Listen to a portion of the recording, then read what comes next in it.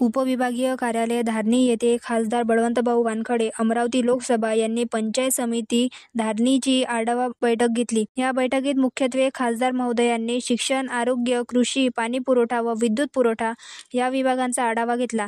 यावेळी उपस्थित नागरिकांनी आपल्या समस्या खासदार बळवंतभाऊ वानखडे यांना सांगून आपल्या विविध मागण्यांचे निवेदन खासदार महोदयांना दिले. याप्रसंगी खासदार बळवंतभाऊ वानखडे यांनी अधिकाऱ्यांना जनतेच्या कामांना प्राधान्य देऊन ती जलद गतीने पूर्ण करण्याच्या सूचना दिल्यात.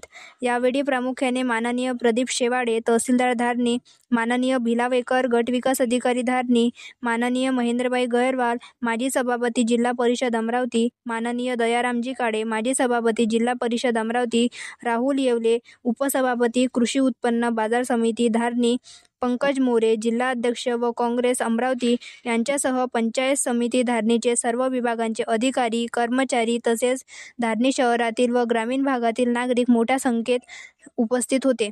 विदर्भ सर्कल न्यूज, मुख्य संपादक देवानंद इंगळे.